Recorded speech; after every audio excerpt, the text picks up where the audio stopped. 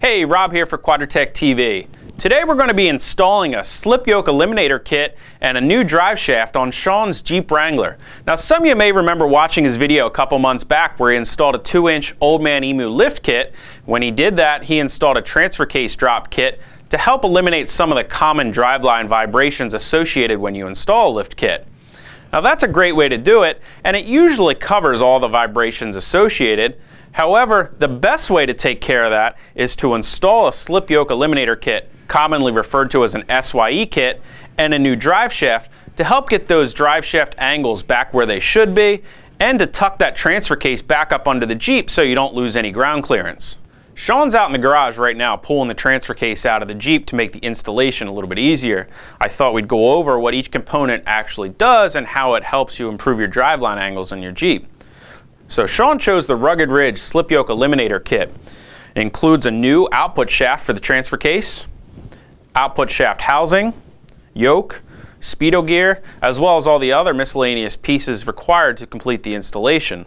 Basically what this is going to do is shorten up the rear of the transfer case, allowing us to fit a larger drive shaft in there to help decrease those drive shaft angles. Sean chose a Tom Woods custom drive shaft. This is their double cardan CV joint drive shaft, available in a polished stainless option, which really does look great. As you can see, some of the other benefits are grease fittings in all the U-joints and on the drive shaft itself. The main benefits of installing a drive shaft like this, as you can see, we move the adjustability from the back of the transfer case down onto the drive shaft itself, which goes from a really short fixed length drive shaft to a much longer adjustable drive shaft, which helps us decrease that rear drive shaft angle. We're going to go ahead and bring the transfer case in and put it up on the table, and we'll walk you through the installation steps. First, remove the bolts holding the U-joint straps to the yoke on the rear drive shaft. Then remove the straps and the stock drive shaft from the Jeep.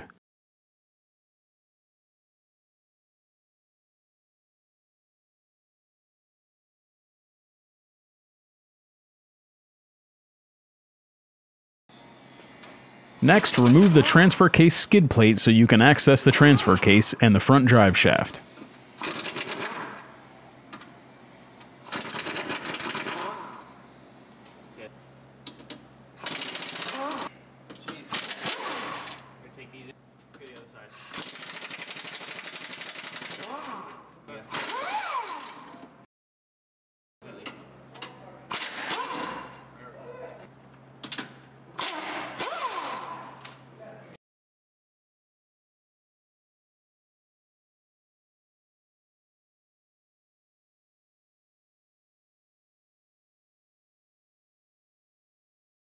Then remove the drive shaft on the transfer case side and support with a bungee cord or strap. Next, remove the transfer case shift linkage, the transmission mount,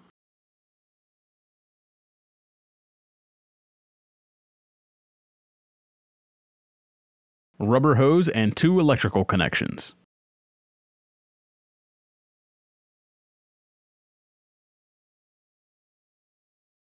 Next, remove the transfer case drain and fill plugs.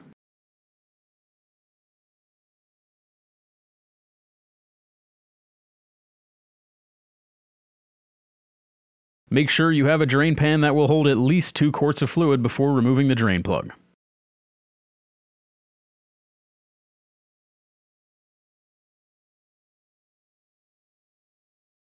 After the transfer case is drained completely, begin removing the nuts holding the transfer case to the transmission.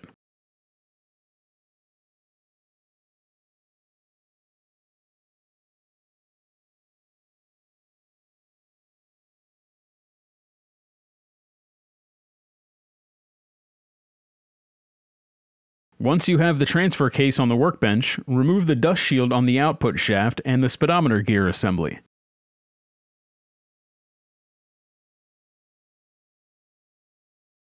Take note of the position of the speedometer gear assembly before removal by marking the assembly or even taking a picture for future reference.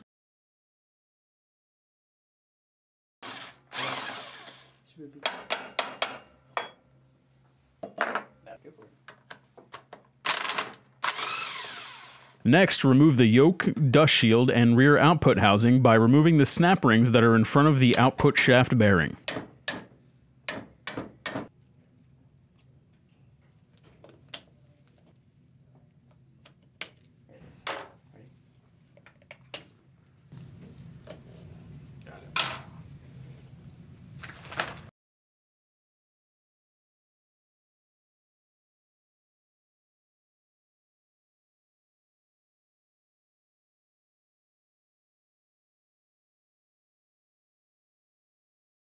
Next, remove the oil pump housing, then the bolts holding the case halves together.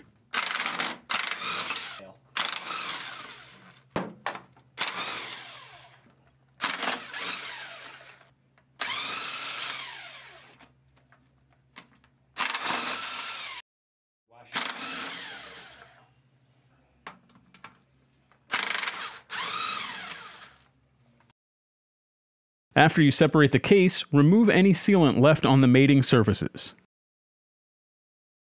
Now remove the two output shafts and the drive chain at the same time.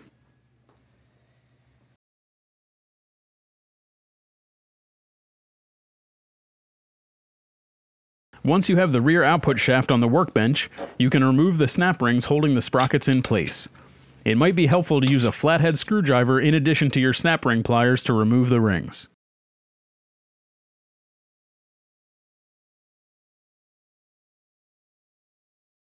Now you can begin reassembling the transfer case with your new parts. Slide the original sprockets onto the rear output shaft and replace the snap rings.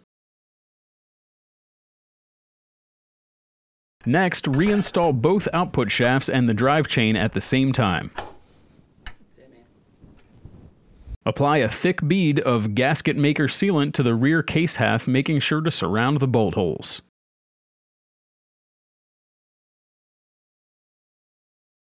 Reinstall the pickup tube in the oil pump housing,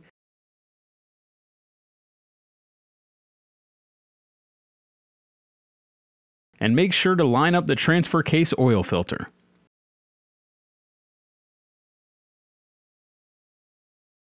Next, while holding the oil pump in place, line up the case halves before pressing them together.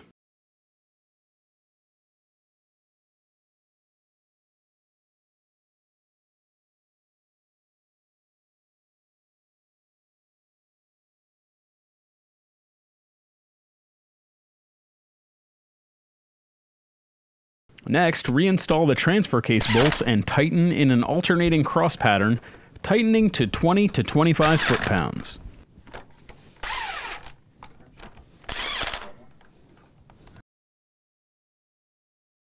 Then install the next snap ring and the speedometer gear, followed by another snap ring. Next, apply gasket maker sealant to the rear output housing, making sure to surround the bolt holes. Then, line up the output housing and press into place.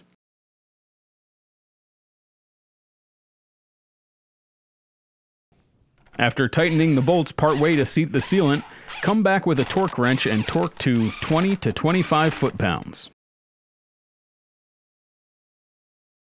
Then, apply a small amount of gasket maker sealant to the bore of the output shaft to avoid leaks. Next, install the output shaft spline seal, followed by the new rear output yoke washer and nut. After tightening the yoke nut most of the way, come back and torque to 140 to 150 foot-pounds.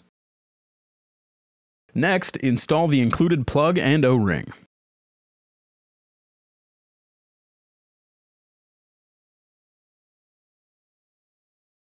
Next, lubricate the O-ring on the speedometer gear assembly with the same ATF +4 you will be using to fill the transfer case.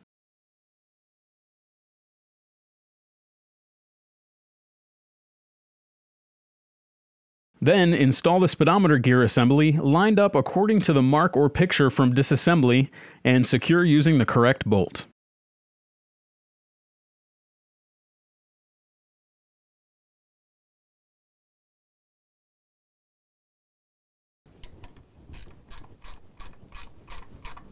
Next, install the original front output yoke with the seal washer and retaining nut and a small bead of sealant.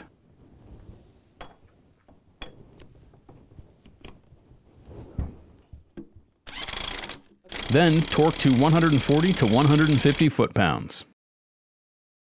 All right, now that we've got our transfer case reassembled with the brand new Rugged Ridge Slip Yoke Eliminator, we're going to give it about a half hour for the gasket maker to set up. Then we'll take it back out in the shop, get it reinstalled in Sean's TJ, refill it with some Mopar ATF Plus 4, get that Tom Woods drive shaft installed, and Sean will be ready to hit the trails.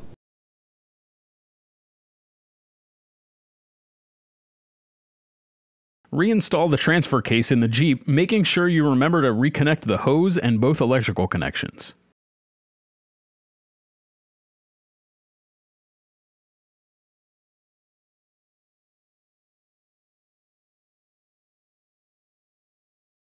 Then reattach the transfer case shift linkage, front drive shaft, and transmission mount.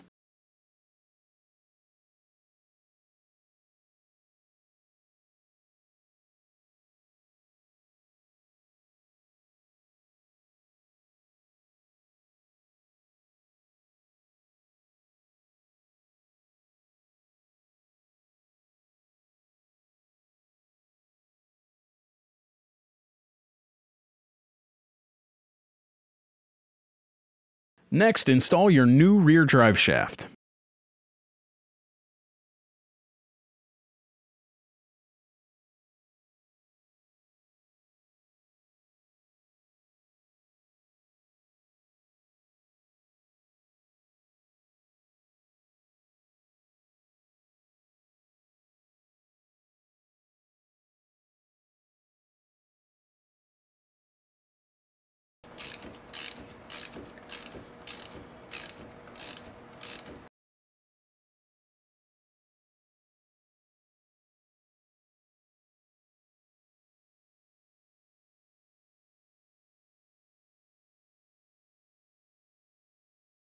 Then, fill your transfer case with ATF Plus 4 within a 1/4 inch of the bottom of the fill hole and replace with the plug.